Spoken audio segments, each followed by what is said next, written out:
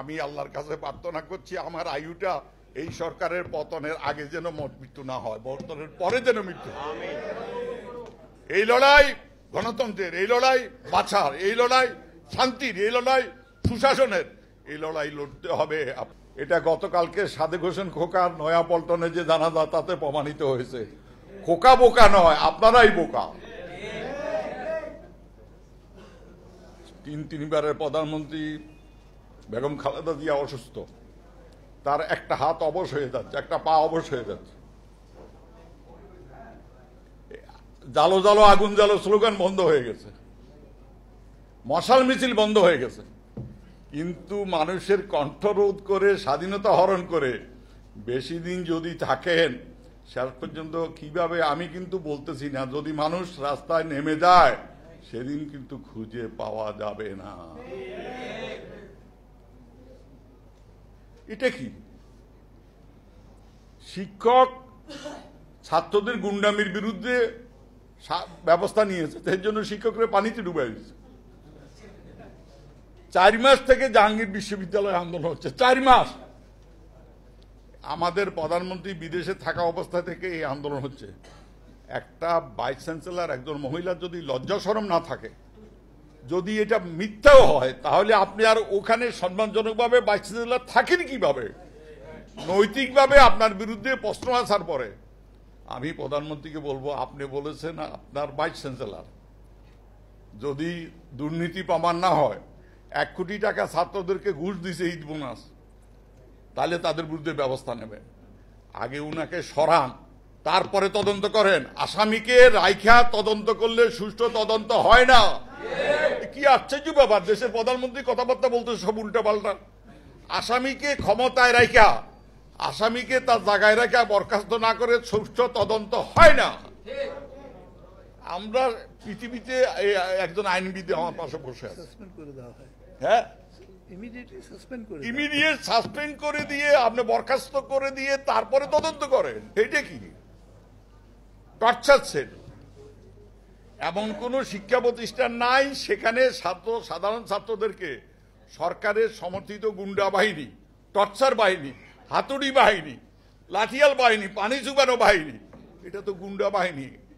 আমরা ছাত্র সংগঠন করেছি, ছাত্র রাজনীতি থাকবে, তারা নেতৃত্বে আসবে কোত্থেকে? ছাত্র রাজনীতি গুন্ডামির রাজনীতি হবে না, দলীয় লেজুর ভিত্তিক সংগঠন হবে না।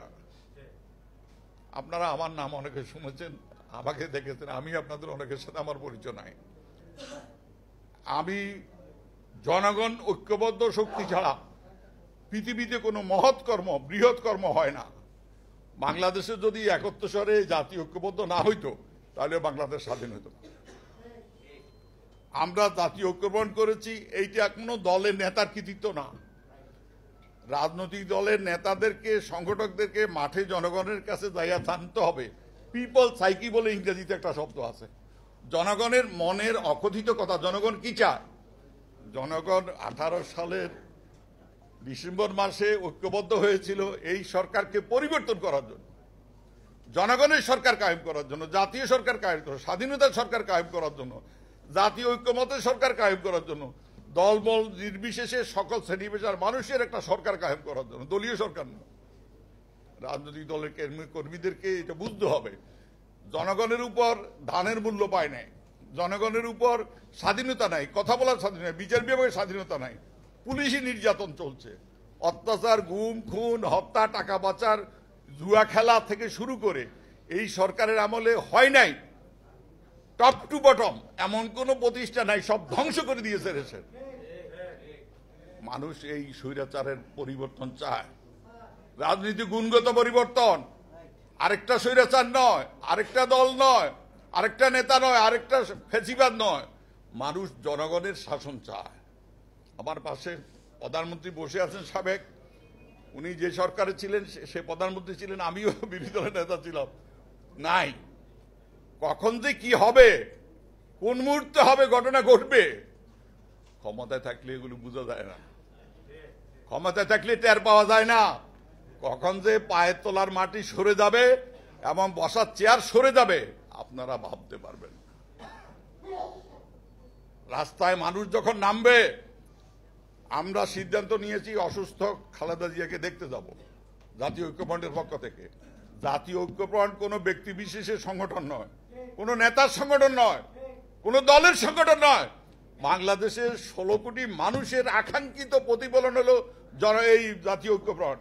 এটাকে আমরা আরো বড় করব, ঐক্যফ্রন্ট রক্ষা করব। আমরা খালেদা জিয়াকে হাসপাতালে দেখতে যাব। আমরা জানতে চাই যে খালেদা জিয়ার অসুস্থতা সরকার যেটা বলছে এটা সত্য, হাসপাতাল যেটা বলছে এটা সত্য না আসলেই খালেদা জিয়া অসুস্থ। এখানে একজন বলেছে খোকার স্মরণসভা করতেছেন। আরে বোকা সরকার, খোকা মানে আমাদের দেশে ছোট শিশুকে বলে খোকা। এই খোকা সেই খোকা নয়, এই খোকা মুক্তিযোদ্ধা খোকা।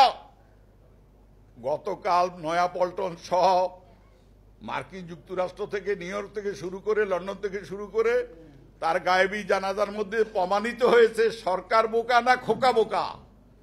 সরকার খালেদা জিয়ার মুক্তি দিচ্ছেন না, যতই দেরি করতেছেন ততই পপুলারিটি বাড়তেছে। ভয় পায় খালেদা জিয়ার পপুলারিটিকে। খালেদা জিয়াকে বাইরে রেখে ক্ষমতায় টিকে থাকা, স্বৈরাচারী ক্যান্টনমেন্ট করা, এগুলি আর দেখতেছে না। আমি আপনাদেরকে অনুরোধ করব, মাঠে নামতে হবে। আমি এই বয়সেও মাঠে নামতে রাজি আছি। আপনাদেরকে মাঠে নামতে হবে। যারা স্বাধীনতা ফোরাম করেছেন, আপনাদের সহযোগী সংগঠন, ছাত্র, যুব, শ্রমিক, কৃষক, তাঁতি, স্বেচ্ছাসেবক সবাইকে, স্বৈরাচারকে সহজে বিদায় করা যায় না। পৃথিবীর সব দেশে স্বৈরাচারের পতন, স্বৈরাচারের বিদায়ের একমাত্র ওষুধ হলো ঐক্য, জনগণের ঐক্য, জাতীয় ঐক্য এবং মাঠের আন্দোলন। ঘরে বসে আন্দোলন করে, এখানে খোকার স্মরণসভা করে স্বৈরাচারকে বিদায় করতে পারবেন না, মাঠে নামতে হবে। আমি 14 জন নিয়ে 144 ধারা ভঙ্গ করেছিলাম স্বাধীনতার পরের সরকারের আমলে। 14 জন নিয়ে, পদুবে জানে, নোমান সাহেব জানে, জাফরুল্লাহ জানে। আজকেও আপনাদের সাথে মাঠে নামতে রাজি আছি। আপনারা সামনে আগে আসেন। যুব সমাজ, ছাত্র সমাজ, লড়াকু, কমবেট করার শক্তি আপনাদের। আমার এই বয়সে কমবেট করার শক্তি না থাকলেও আমি আপনাদের সাথে থাকবো। মদুদ ভাই থাকবে, নোমান মামা থাকবে, ডক্টর জাফরুল্লাহ থাকবে। এই লড়াই বাঁচার লড়াই। কত চায় রক্ত? ওই স্লোগান বন্ধ হয়ে গেছে। দিয়েছি তো রক্ত, আরো দেবো দেখো। আবরারের রক্ত নয়, প্রকৌশল পলিটেকনিকের প্রিন্সিপালের রক্ত নয়। এই যে বিভিন্ন বিশ্ববিদ্যালয়, 5টা বিশ্ববিদ্যালয় বন্ধ হয়ে গেছে, এটা কি? হ্যাঁ, সরকারি বেসরকারি সব মিলিয়ে সমস্ত শিক্ষা প্রতিষ্ঠানে কোনো পড়ালেখা নেই, কোনো শিক্ষা ব্যবস্থা নাই, সব ধ্বংস হয়ে গেছে। একটা জালিমের রাজত্বে আছি, একটা জানোয়ারের রাজত্ব, একটা পশুর রাজত্বে আছি। বলতে চাই যে এই সরকার সাদেক হোসেন খোকাকে ভয় পেত, তাই অবিভক্ত সিটি কর্পোরেশনকে 2 ভাগ করে ফেলেছিল সাদেক হোসেন খোকার কারণে। কারণ সে যদি নির্বাচন করে, সেই নির্বাচনে আওয়ামী লীগের কোনো প্রার্থী জয়লাভ করতে পারবে না। তাই 2 ভাগ করে সেখানে সিটি কর্পোরেশনকে ধ্বংস করলো। তার উন্নয়ন কর্মকাণ্ড ব্যাহত হচ্ছে এবং সেখানে সিটি কর্পোরেশনের সেবা জনগণ পাচ্ছে না। আমরা আজকে দৃঢ়ভাবে বলতে চাই যে সাদেক হোসেন খোকার শেষ ইচ্ছা পূরণে তার যে একটা আকুতি ছিল, সেটা পূরণ হয় নাই। এই সরকার চাইলে তিনি বলেছিলেন যে তার মৃত্যুটা, তার নিঃশ্বাসটা যাতে বাংলাদেশের মাটিতে হয়, কিন্তু সেটাও হয় নাই। এমন একটা সরকারের আমরা আছি। দেশে বলা হয় সংসদীয় সরকার, কিন্তু কনস্টিটিউশন সংসদীয় আর কার্যক্রম সব হচ্ছে একদলীয় স্বৈরতান্ত্রিক। এবং এই স্বৈরতান্ত্রিক একদলীয় শাসন, শোষণ, নিপীড়ন থেকে মুক্তির জন্য আমাদের ঐক্যবদ্ধ হতে হবে।